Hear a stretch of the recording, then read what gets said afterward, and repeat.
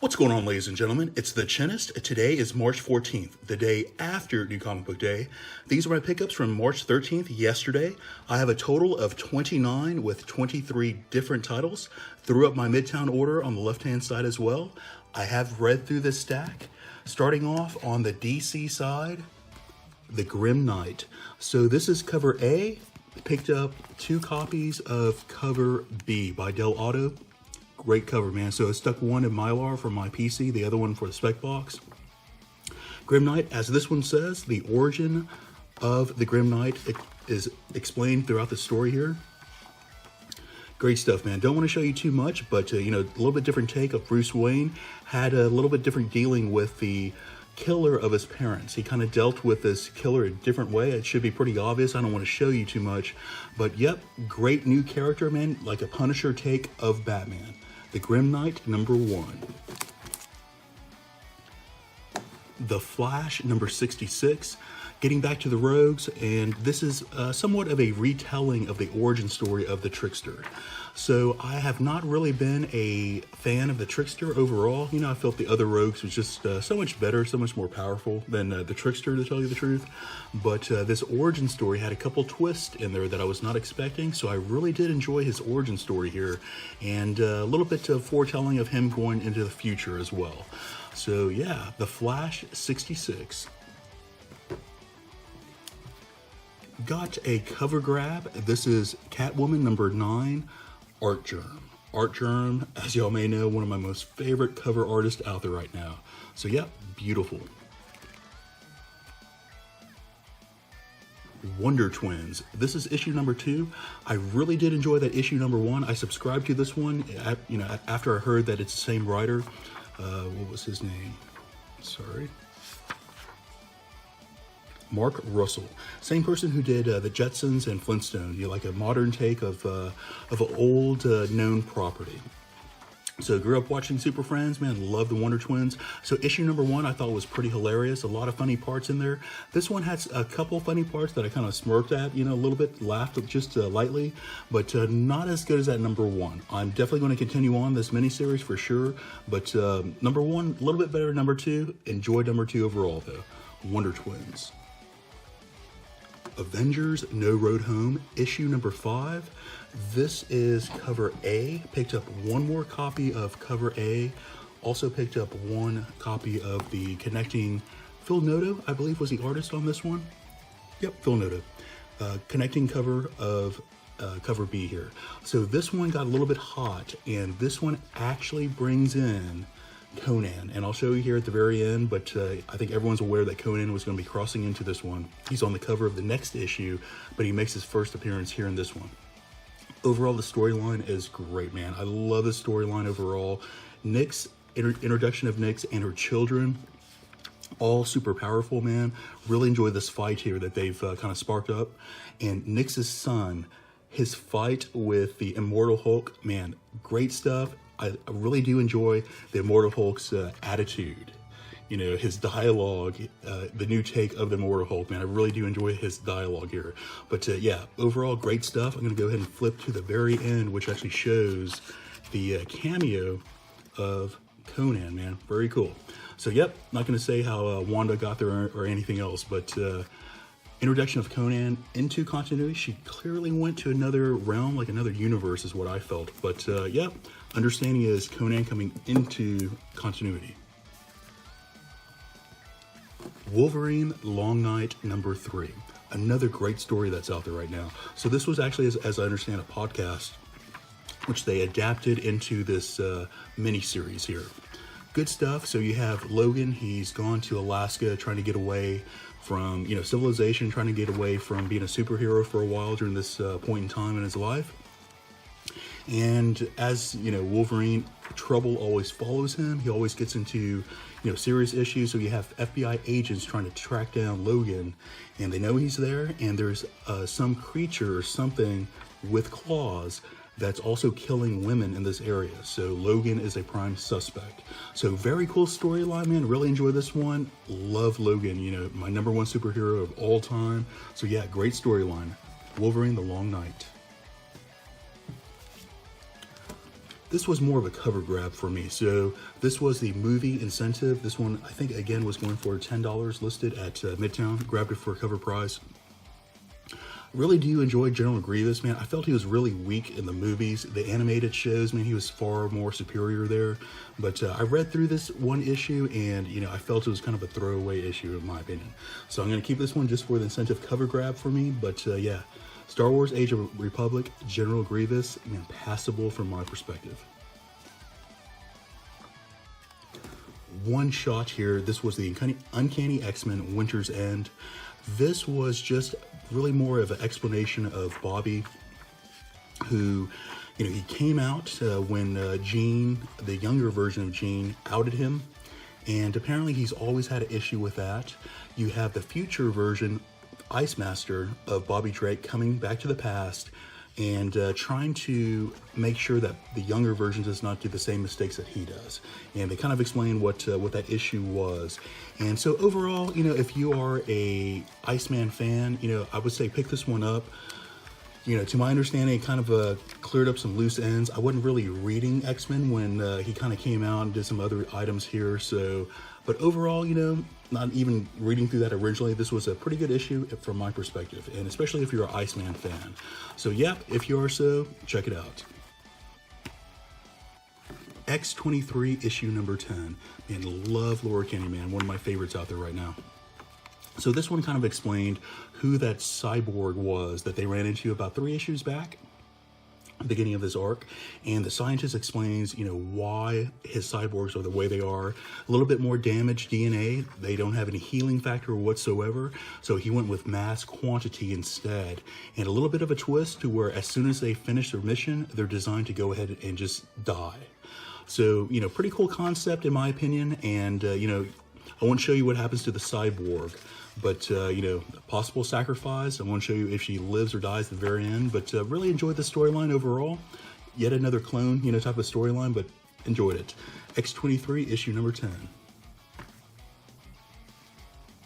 Had a number 1 come out this week, The Magnificent Miss Marvel. This is just kind of rebooting her as a her title here. So overall, you know, I like Kamala Khan. She's one of my favorites out there right now. This one kind of goes into her her more personal side of things, how her best friend and her family, how she kind of deals with being a superhero and her secret life that she's kind of living right now. And of course, her mom knows, her father does not. So, you know, pretty good storyline and what she kind of goes through here, kind of building up the character a bit. I will not be picking this one up as an ongoing, but pretty good number 1 read. I thought they did her justice. Star Wars Han Solo Imperial Cadet. Great storyline. So, you know, the movie I felt was pretty good overall. I didn't really like the first time through, but watching it 2 or 3 times, man, loved it at the end.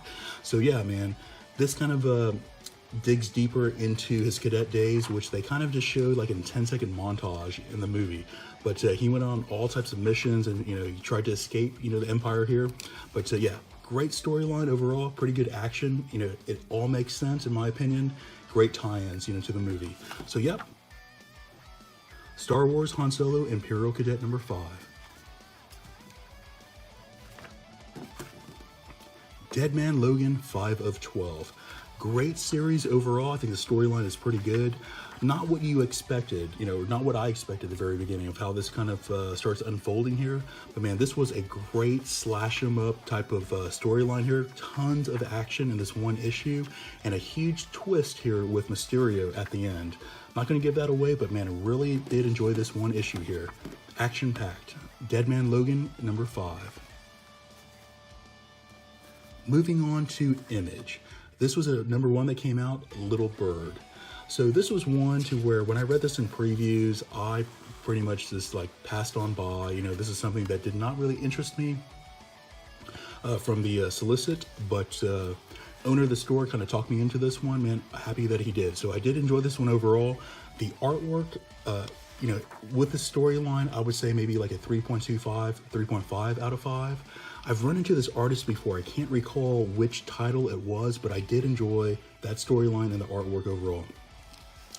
This one here, the story, A little bit different. There's a twist at the end, which I thought was very, very interesting. So this is like a future post-apocalyptic type of world.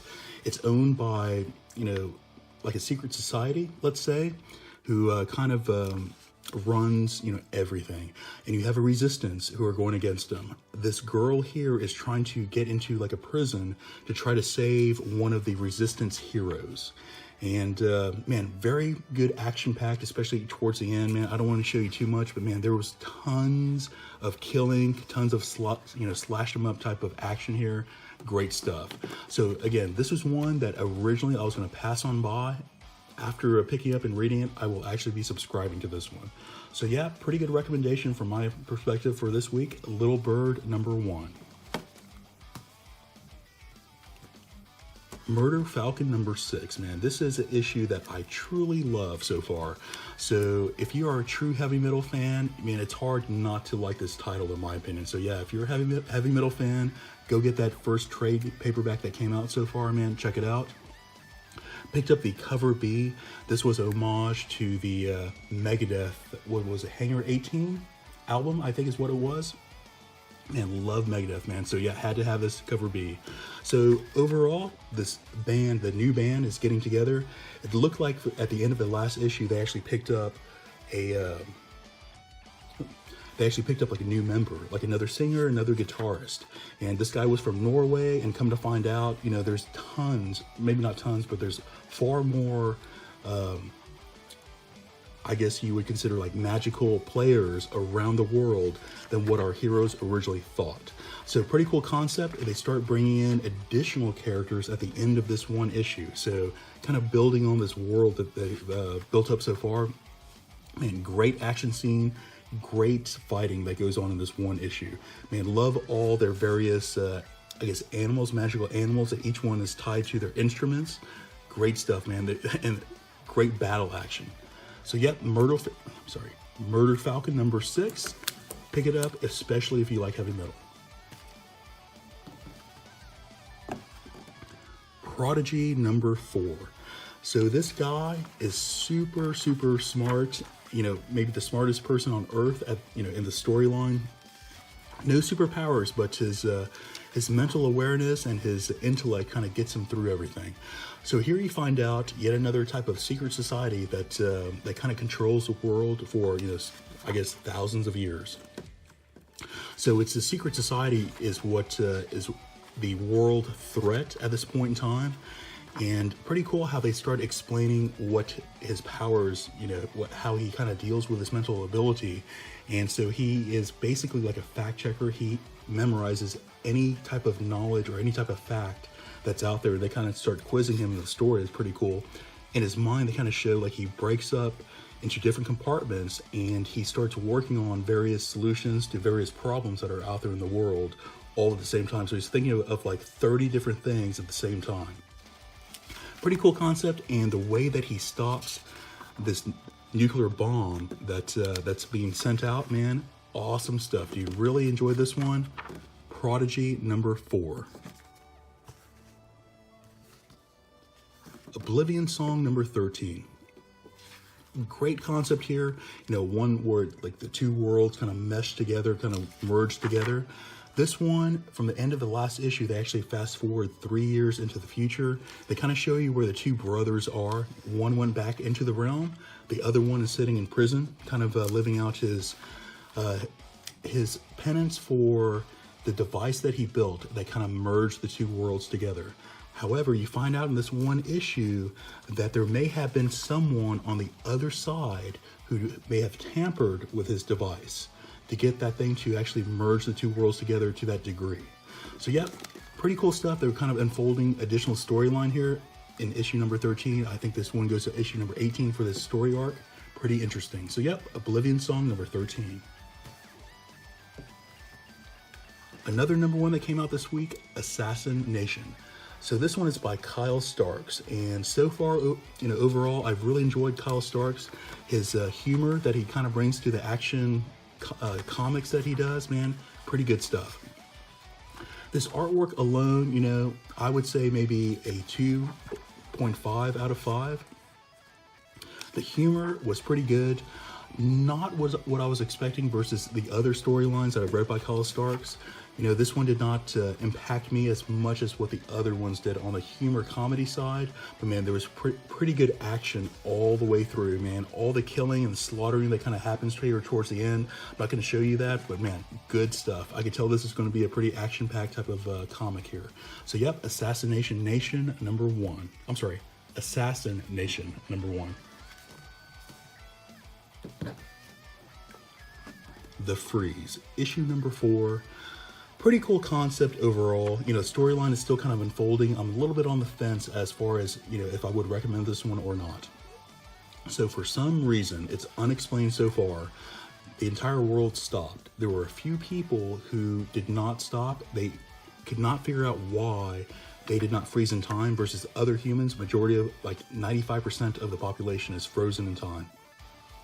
There's one guy that they've exposed so far who has the ability to touch the frozen people and kind of bring them back into life, you know, kind of speed up time, kind of bring them back into reality. However, in this one issue, you find out there may be more than this one guy. There's multiple people with this power. So yep, and alongside there, you have society kind of rebuilding itself, and cult societies are kind of happening, and kind of, you know, a lot of weird things are going on in the background. So yeah, interesting storyline, but I'm a little bit on the fence if I really enjoy it or not, to tell you the truth. The Freeze, issue number 4. Dark Arc number 15. Cullen Bunn, as I said in the past, been a great horror story writer. I've enjoyed this title all the way through. So our heroes have finally come to land. They run into some ancient beings, and here's the origin story of the ancient beings. I'm not going to get into it too much, you give too many things away. So this was actually the finale, the conclusion of the overall title. This did not end how I thought it would in any way. You know, I don't want to say I was disappointed with how this title ended, but I really feel, you know, there was room for improvement. So, you know, overall, I would give this one maybe like a 4 out of 5 on the storyline. You know, go ahead and check it out for yourself, see what you think. But it did not finish off the way that I thought. I'm going to leave it at that. So, yeah, Dark Arc number 15. Had one from, what was this, Albatross. This is by Eric Powell. I think he's a pretty cool writer, and I do enjoy his artwork. So this is a reboot of the Goon, like another volume coming out, another number 1. And overall, this, you know, kind of leaves off where the last Goon was. Still the same artwork by, by Eric Powell. Man, love his artwork. And the storyline, you know, kind of quick wit type of storyline, some humor here and there, and everything's always against some sort of like supernatural type of fight. So yep, if you're into the Goon, man, this was another pretty good reboot of it. If you don't like Eric Powell artwork or the Goon, man, this is not for you. But yep, I enjoyed it. The Goon number 1. Got one from Boom Studios, The Empty Man. So I think in the last video, I said this was very similar to Bird Box, in my opinion, to where like once you contract this virus, and they have not explained where the origin was, or, you know, how this thing really started. So there's images here and there, but you know, overall, very similar to Bird Box, to where either you commit suicide or you join like another group and you try to get the other people who are not, you know, converted yet to convert. So pretty good storyline overall. This is like volume 2. I got the number 1 in volume 1 in trade. I was going to read through that one. But yeah, pretty good storyline overall in my opinion. The Empty Man. Picked up one from Valiant, Livewire number 4. This one issue was pretty good, man. It was overall fight between, what is his name? I think it's DeSoto? Santos. It's pretty close. So yeah, pretty cool fight between Santos and Livewire, and this is kind of Livewire kind of justifying, you know, what she did back in Harbinger War II, and how she kind of dealt with it with her friends and some family in here as well. But yeah, man, great fight overall, man. This fight scene was, man, pretty epic in my opinion. So yep, if you're into the Harbinger side, definitely check out this Livewire title. Guys, that's going to be it for this week's brand new haul. I'm going to be going to a smaller con this week. Hopefully get another back issue video out by this end of this weekend. So, yep. Until next time, should you enjoy what you see here, please like and subscribe. Talk to you later.